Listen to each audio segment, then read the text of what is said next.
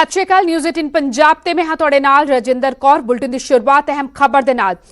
किसानां दे मोर्चे दा अज 17वां दिन है। दिल्ली दियां हदां ते डटे हुए ने किसान। सिंघू बॉर्डर टिकरी बॉर्डर विखे किसानां दा धरना जारी। इस विचाले किसान अंदोलन नूं लैके बीजेपी अज मंथन करन जा रही है। दिल्ली विच बीजेपी लीडरां दी अहम मीटिंग होण जा रही है। केंद्री हाई कमान दे नाल पंजाब बीजेपी दे लीडर मीटिंग करनगे। इस मीटिंग विच पंजाब बीजेपी सूबा प्रधान अश्विनी शर्मा, सुरजीत जियाणी ਅਤੇ हरजीत ग्रेवाल शामिल होंगे। तो अंदाजे कि लगातार सुरजीत जियाणी ਅਤੇ हरजीत ग्रेवाल किसानां ਅਤੇ सरकार विचाले सूत्रधार का काम कर रहे हैं। लगातार जिहड़ी गलबात किसानां दे नाल हो रही होंदी है, मीटिंगां हो रही होंदियां ने, उस विच दोवें आगू मौजूद रहणगे, मौजूद हुंदे ने ਅਤੇ अज हाई कमान दे नाल मुलाकात ਅਤੇ पंजाब बीजेपी प्रधान अश्विनी शर्मा भी इस मीटिंग विच मौजूद रहेंगे। यानी कि पंजाब बीजेपी के होर लीडर भी अज दिल्ली पहुंच के आला कमान के नाल गलबात करेंगे। बीजेपी लीडर की अज केंद्रीय हाई कमान के नाल अहम मीटिंग होने जा रही है। शाम नूं मीटिंग का समा तय होया है, क्योंकि लगातार किसानों ने अपना आंदोलन तेज करने की हुण चेतावनी दी हुई है। हालांकि दोवें पक्षों ये कहा जा रहा है कि गलबात होनी चाहिए, पर गलबात अगे किवें होएगी, किवें किसान आंदोलन का मसला हल होएगा, आज पंजाब बीजेपी लीडरां दे नाल मंथन।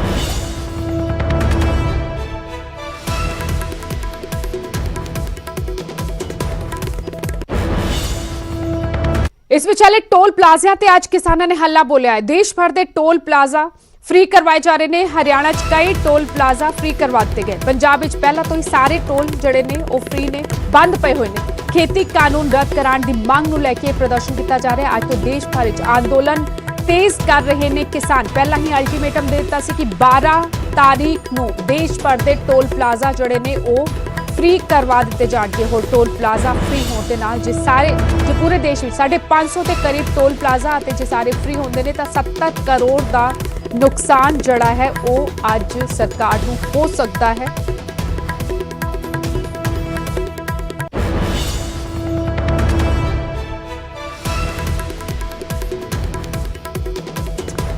और अज टोल फ्री होने नाल कितना नुकसान होंदा है वो भी तुहानूं दसदे हां। देश में 550 तो ज्यादा टोल प्लाजा ने। रोजाना करीब 70 करोड़ की वसूली इन्हां टोल प्लाजा तो होंदी है। 2019-20 26,851 करोड़ की वसूली सरकार नूं हुई। पंजाब विच करीब 2 महीने तो टोल प्लाजा बंद पे ने ते पंजाब तो ही 150 करोड़ का आर्थिक नुकसान जड़ा है हो चुका है। देश भर टोल फ्री होने नाल वड्डे नुकसान का अनुमान है। और इस तो अंदाजा लाया जा सकता है कि 70 करोड़ दसिया जा रहा है कि एक दिन का नुकसान। केंद्र सरकार नूं आर्थिक मोर्चे ते हुण घेरेबंदी की तैयारी किसान कर चुके हैं ਅਤੇ टोल प्लाजा अज दिन भर ਲਈ फ्री कराने का ऐलान किया होया। कई थावां ते टोल प्लाजा बंद करवा चुके हैं। यानी कि अज टोल प्लाजिਆਂ तो उन्हां थावां तो ਜਿਹੜੇ वाहन लंघ रहे हैं बिना पर्ची कटवाए लंघ रहे हैं, बिना फीस दिते लंघ रहे हैं।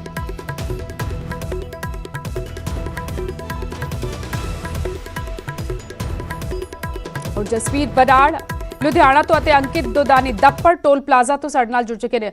अंकित, पहला तुहाडे कोल आना चाहांगे, दप्पड़ टोल प्लाजा दे इस वक्त की तस्वीरां नजर आ रही ने कि ये भी फ्री करवा लिया किसानों ने? बिल्कुल बिल्कुल राजेंद्र, मैं दिखाना चाहूँगा कि ये किसान बैठे हैं यहाँ और कुर्सियों पर बैठे हैं। हालांकि 8-10 बुजुर्ग किसान बैठे हैं और दप्पड़ जो टोल प्लाजा है वो पूरी तरह से फ्री है। आप देख सकते हैं कि टोल प्लाजाओं के बीच के अंदर ट्रैक्टर खड़े कर रखे हैं और पूरी तरह से फ्री है। और जो भी व्हीकल हैं वो जा रहे हैं बिना किसी कोई टोल वसूली यहाँ नहीं हो रही है, ना ही कोई स्टाफ है। और पूरा एक जो डेरा है वो भी किसानों का यहाँ डला हुआ है और पूरी तरह से जमे हुए हैं किसान। और जो किसी आने जाने वाले को कोई दिक्कत नहीं हो रही है, वो सीधे आ भी रहे हैं, जा भी रहे हैं, लेकिन कोई टोल वसूली नहीं हो रही है। क्योंकि आज का ऐलान किया गया था, 12 तारीख का ऐलान किया गया था कि देश भर में टोल प्लाजा ब्लॉक किए जाएंगे और वो हो चुके हैं। हरियाणा में भी हमने अलग अलग जगह तस्वीरें देखी, पंजाब की तस्वीरें देखी। ये दप्पड़ जो टोल प्लाजा है ये भी पंजाब के अंदर आता है और इसको भी पूरी तरह से ब्लॉक कर दिया गया है। तो अब हम जो किसान जत्थेबंदी हैं उनसे भी बात करते हैं, उनसे पूछेंगे, उनसे जानकारी लेंगे कि किस तरह का वो माहौल अभी देख रहे हैं, क्योंकि पूरी तरह से टोल प्लाजा बंद कर दिया गया। जी आप आइए एक बार। तो किस तरह से आपने टोल प्लाजा बंद कर दिया? हाँ जी, पूरा बंद अपना, इसमें हम 1 मिनट भी नहीं चलन देंगे। पंजाब में पूरा दप्पर एरिया, जिला मोहाली अपना। गंभीर सिंह खालसा झलबड़ी। आज पूरे देश भर में ऐलान किया हुआ है कि देश भर में बंद रहेंगे, तो पूरे देश भर के बंद है? टोटल बंद रहेगा बिल्कुल। अज का दिन 12 तरीक, आने वाली 14 तरीक नूं कोठियां का घराव करा जाएगा। इसका पूरा दम ते जा गोली चला पे अपन जेड़ा कट्टने तैयार बैठे जब तक साढ़े 3 कानून जो वापस नहीं लेंदा। क्या उम्मीद है कि सरकार आपकी मांगे मानेगी? माने ना माने मननी पवेगी। एक किसान का कल्ले का पंजाब का मसला, भारत का मसला हो गया। हम एक कुने कुने ते भारत छोटे ते 80% पब्लिक का मसला है, 20% सरकारां की सरकार जी ना इसनों तो झुका का बैठांगे, नहीं बैठते नहीं। चाहे साल लग जाए 2 साल लग जाए, जब तक सरकार है जब तक मान लेंगे नहीं मोर्चे में। सरकार बातचीत के लिए कह रही है, तो साफ बातचीत ऐलान यानी कि अंकित बातचीत का ਪਿੱਛੇ ਜਦੋਂ ਤੱਕ ਖੇਤੀ ਕਾਨੂੰਨ ਰੱਦ ਨਹੀਂ ਕਰਦੀ सरकार। अंकित ਤੁਹਾਡੇ ਕੋਲ वापस आवांगे। सोनीपत ਦਾ रुख करते हैं, नितिन अंतर जुड़ चुके हैं। नितिन, कुछ समय पहले की तस्वीरें आपने दिखाई, मुरथल टोल प्लाजा पूरी तरह से फ्री कर दिया गया था। अब किस जगह पर आप मौजूद और वहां पर क्या तस्वीरें?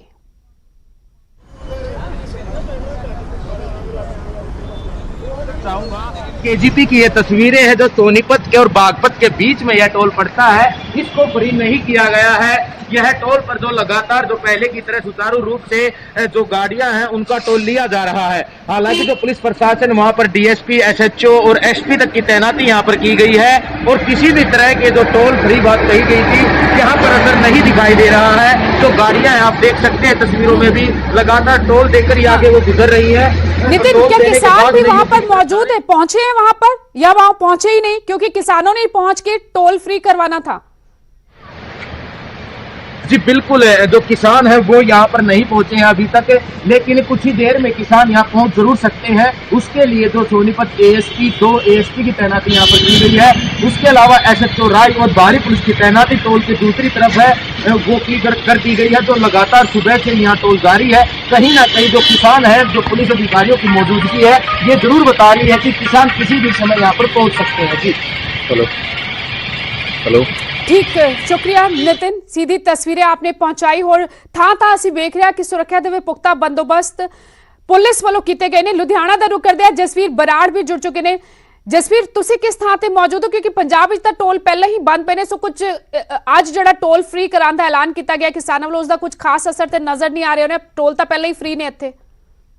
ਬਿਲਕੁਲ ਰਜਿੰਦਰ, ਪਿਛਲੇ ਜਿਸ ਦਿਨ ਦਾ ਪੰਜਾਬ ਦੇ ਵਿੱਚ ਸੰਘਰਸ਼ ਸ਼ੁਰੂ ਹੋਇਆ ਸੀ ਉਸੇ ਦਿਨ ਤੋਂ ਹੀ ਜਿਹੜਾ ਟੋਲ ਤੇ ਜਿਹੜਾ ਕਿਸਾਨਾਂ ਨੇ ਪੱਕੇ ਤੌਰ ਤੇ ਜਿਹੜੇ ਧਰਨੇ ਲਗਾ ਦਿੱਤੇ ਸੀ। ਅਸੀਂ ਲੁਧਿਆਣਾ ਤੇ ਲੱਡਵਾਲ ਟੋਲ ਪਲਾਜ਼ਾ ਤੇ ਮੌਜੂਦ ਹਾਂ, ਜਿੱਥੇ ਕਿ ਜਿਹੜੇ ਵਹੀਕਲ ਆ ਰਹੇ ਨੇ, ਕਿਉਂਕਿ ਪਹਿਲੇ ਦਿਨ ਤੋਂ ਹੀ ਜਿਹੜਾ ਇੱਥੇ ਸੀਗਾ ਟੋਲ ਬਿਲਕੁਲ ਫ੍ਰੀ ਸੀ। ਵਹੀਕਲ ਜਿਹੜੇ ਕਿਸੇ ਵੀ ਵਹੀਕਲ ਤੋਂ ਟੋਲ ਨਹੀਂ ਲਿਆ ਜਾ ਰਿਹਾ ਸੀਗਾ। ਇਸ ਸਮੇਂ ਜਿਹੜੇ ਕਿਸਾਨ ਨੇ ਉਹ ਜਿਹੜੇ ਇਕੱਠੇ ਹੋ ਰਹੇ ਨੇ, ਕਿਉਂਕਿ ਇੱਥੇ ਜਿਹੜਾ ਹੈ ਪ੍ਰਬੰਧ ਜਿਹੜਾ ਹੈ ਲੰਗਰ ਦਾ ਪ੍ਰਬੰਧ ਵੀ ਜਿਹੜਾ ਇੱਥੇ ਕੀਤਾ ਗਿਆ ਹੈਗਾ।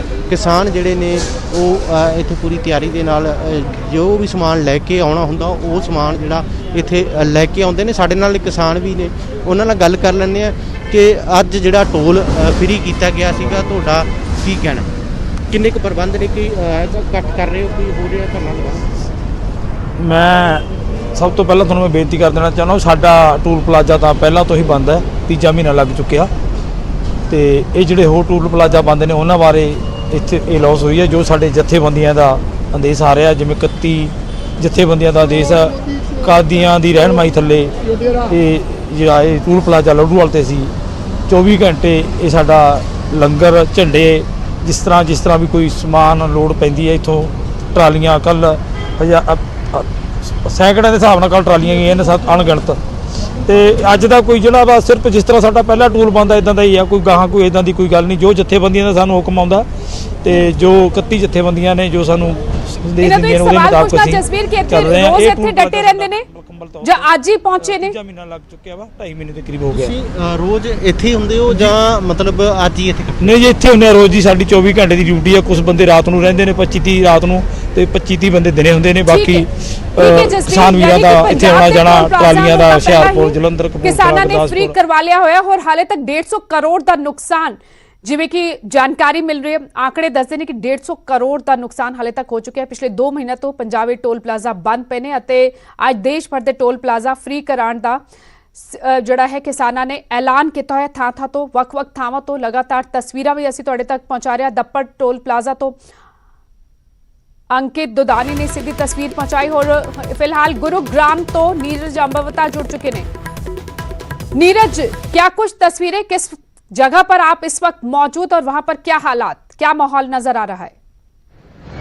जी बिल्कुल, देखिए जिस तरह से लगातार किसानों का आंदोलन चल रहा है और लगातार जो किसान है वो सरकार पर दबाव बनाने की कोशिश कर रहे हैं और इसी कड़ी में आज जो है ऐलान किया था कि देश भर के टोल प्लाजाओं के साथ साथ दिल्ली बॉर्डर पर कूच करने की तैयारी के साथ साथ NH8 यानी जो कि दिल्ली से जयपुर की तरफ जा रहा है उस हाईवे को आज किसान बंद करेंगे। और फिलहाल हम उसी हाईवे पे हैं और दिल्ली गुरुग्राम बॉर्डर पर हम फिलहाल खड़े हुए हैं। हालांकि यहाँ पुलिस को एहतियात के तौर पर लगाया गया है, लेकिन अभी तक यहाँ किसानों की कोई मूवमेंट नहीं दिखी है। और फिलहाल पीछे हम अगर टोल प्लाजा की बात करें, क्योंकि ये दिल्ली जयपुर एक्सप्रेसवे है और फिलहाल हम बॉर्डर पर है। हालांकि ये टोल प्लाजा है, यहाँ हालात जो है सामान्य है, हर रोज की तरह जो है व्हीकल आ रहे हैं और अपना टोल जो है वो यहाँ पे कर रहे हैं, यानी पूरी तरह से हालात सामान्य हैं। और एक तरफ दिल्ली बॉर्डर पर सुरक्षा की हम बात करें तो एक तरफ जो है हरियाणा पुलिस के जवान लगाए गए हैं, यानी गुरुग्राम पुलिस के जवानों की यहाँ तैनाती की गई है।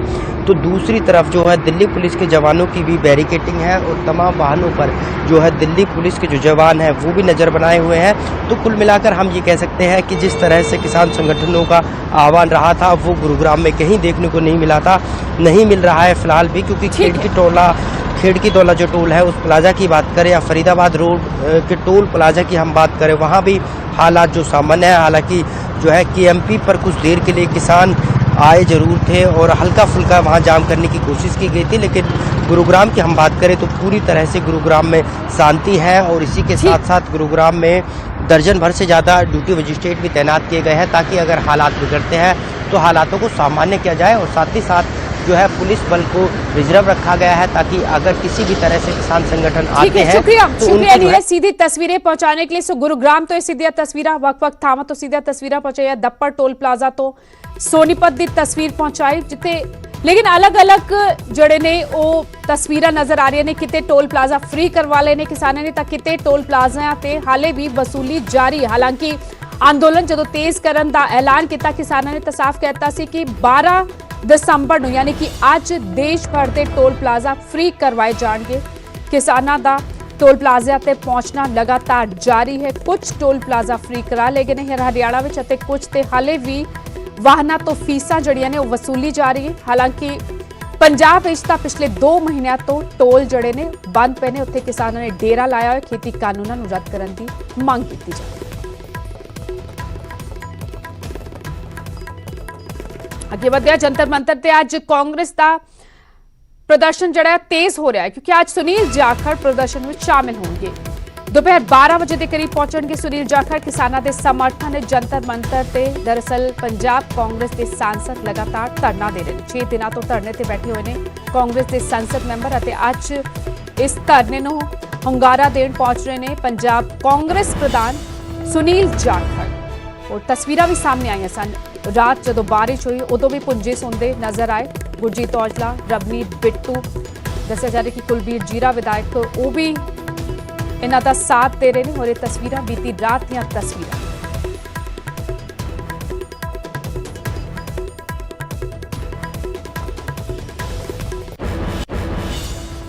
इस विचाले गलबात होनी चाहिए। प्रधानमंत्री नरेंद्र मोदी भी बीते दिन ये कह चुके हैं कि गलबात टुटनी नहीं चाहिए, संवाद होना चाहिए।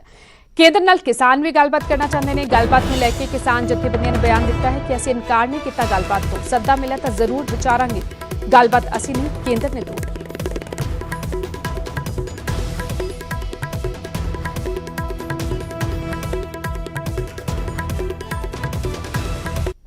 सरकार कह रही है कि ਤੁਹਾਡੇ ਵੱਲੋਂ ਇਨविटेशन ਆਵੇ, ਅਸੀਂ ਤੁਹਾਡੇ ਮੂੰਹ ਵੱਲ ਦੇਖ ਰਹੇ ਹਾਂ। नहीं, सरकार को हमने कभी इनकार नहीं किया। जब इनविटेशन आएगी तो हम सोच लेंगे। ਤੁਸੀਂ ਇਨविटेशन ਦੇ ਦਿਓ ਕੋਈ, ਤੁਸੀਂ ਇਨविटेशन ਦੇ ਦਿਓ ਕੋਈ। नहीं, हम इनविटेशन नहीं देंगे, सरकार देगी इनविटेशन। हमने बंद नहीं किया रास्ता, सरकार जब बुलाएगी हम जाएंगे।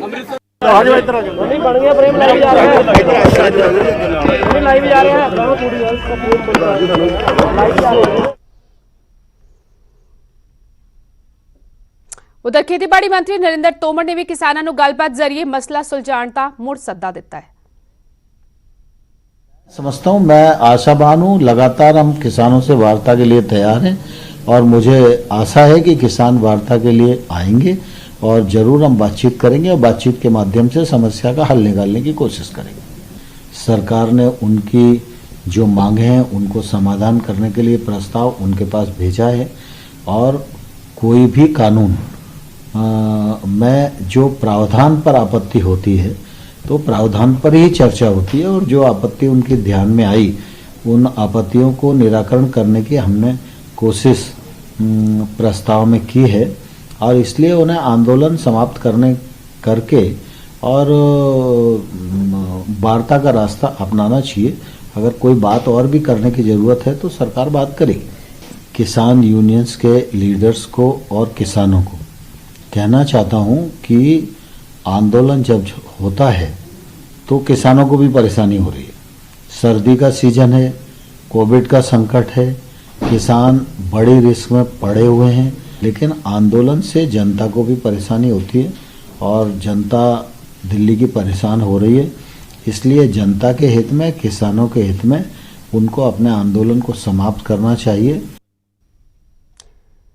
किसानां दे आंदोलन ਨੂੰ ਸਮਰਥਨ ਦੇਣ ਲਗਾਤਾਰ ਕਲਾਕਾਰ ਅਦਾਕਾਰ ਪਹੁੰਚ ਰਹੇ ਨੇ। ਯੋਗਰਾਜ ਸਿੰਘ ਜਦੋਂ ਪਹੁੰਚੇ ਤਾਂ ਵਿਵਾਦਿਤ ਬਿਆਨ ਦਿੱਤਾ। ਹੋਰ ਇਸ ਵਿਵਾਦਿਤ ਬਿਆਨ ਤੇ ਹੁਣ ਉਹਨਾਂ ਦੇ ਬੇਟੇ ਯੁਵਰਾਜ ਸਿੰਘ ਨੇ ਪੋਸਟ ਪਾਈ ਹੈ ਕਿ ਮੈਂ ਆਪਣੇ ਪਿਤਾ ਦੇ ਬਿਆਨਾਂ ਤੋਂ ਦੁਖੀ ਹਾਂ। ਉਹਨਾਂ ਦੀਆਂ ਟਿੱਪਣੀਆਂ ਨਿੱਜੀ ਹਨ, ਉਹਨਾਂ ਦੇ ਵਿਚਾਰਾਂ ਨਾਲ ਮੈਂ ਸਹਿਮਤ ਨਹੀਂ। ਯੁਵਰਾਜ ਸਿੰਘ ਨੇ ਇਹ ਲਿਖਿਆ ਆਪਣੀ ਪੋਸਟ ਵਿੱਚ ਅਤੇ ਨਾਲ ਹੀ ਅਪੀਲ ਕੀਤੀ ਕੇਂਦਰ ਸਰਕਾਰ ਤੋਂ ਕਿ ਕਿਸਾਨਾਂ ਦੇ ਮਸਲੇ ਦਾ ਜਲਦ ਹੱਲ ਕੱਢਿਆ ਜਾਏ। ਅਜਿਹਾ ਕੋਈ ਮਸਲਾ ਨਹੀਂ ਜਿਸ ਦਾ ਹੱਲ ਗੱਲਬਾਤ ਦੇ ਜ਼ਰੀਏ ਨਾ ਕੱਢਿਆ ਜਾ ਸਕੇ। ਹਾਲਾਂਕਿ ਤੁਹਾਨੂੰ ਦੱਸ ਕਿ ਯੁਵਰਾਜ ਸਿੰਘ ਆਪਣੀ ਵਿਵਾਦਿਤ ਟਿੱਪਣੀ ਲਈ ਮੁਆਫੀ ਮੰਗੀ।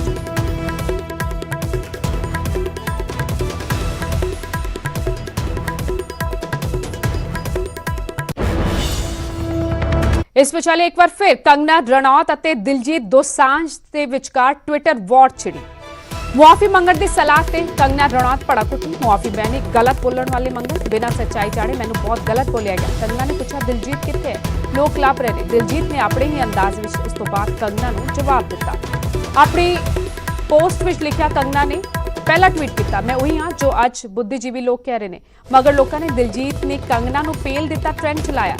एक इकली भावुक महिला को जलील किया गया और ਜਦੋਂ ਘੇਰੀ ਕੰਗਨਾ ਤਾਂ ਆਪਣੇ ਆਪ ਨੂੰ ਇਕੱਲੀ ਭਾਵੁਕ ਮਹਿਲਾ ਕਹਿੰਦੀ ਨਜ਼ਰ ਆਈ।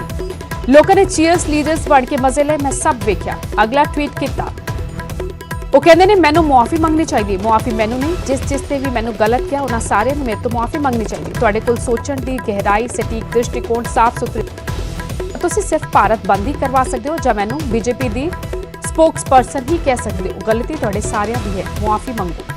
ਉਸ ਤੋਂ ਬਾਅਦ ਇੱਕ ਹੋਰ ਟਵੀਟ ਕੀਤਾ, ਅੱਜ 12 ਘੰਟਿਆਂ ਦੀ ਸ਼ੂਟਿੰਗ ਤੋਂ ਬਾਅਦ ਇੱਕ ਚੈਰਿਟੀ ਫੰਕਸ਼ਨ ਵਿੱਚ ਸ਼ਾਮਿਲ ਹੋਇਆ ਤੇ ਦਿਲਜੀਤ ਕਿੱਥੇ ਆ? ਹਰ ਕੋਈ ਉਹਨਾਂ ਨੂੰ ਲੱਭ ਰਿਹਾ ਹੈ। ਔਰ ਇਸ ਟਵੀਟ ਦਾ ਜਵਾਬ ਦਿੱਤਾ ਦਿਲਜੀਤ ਦੋਸਾਂਝ ਨੇ ਆਪਣੇ ਹੀ ਅੰਦਾਜ਼ ਵਿੱਚ। ਅਦਾਕਾਰ ਅਤੇ ਗਾਇਕ ਦਿਲਜੀਤ ਦੋਸਾਂਝ ਨੇ ਕਿਹਾ ਕਿ ਦਿਲਜੀਤ ਨੇ ਟਵਿੱਟਰ ਤੇ ਲਿਖਿਆ, ਸਵੇਰੇ ਉੱਠ ਕੇ ਜਿਮ ਲਾਇਆ, ਫਿਰ ਸਾਰਾ ਦਿਨ ਕੰਮ ਕੀਤਾ, ਹੁਣ ਮੈਂ ਸੌਣ ਲੱਗਿਆ। ਆ ਲਓ ਫੜ ਲਓ मेरा शेड्यूल। सो अपने आप को बिजी दसिया दिलजीत दोसांझ ने। एक छोटे से ब्रेक लिए थे, रुक रहे हैं।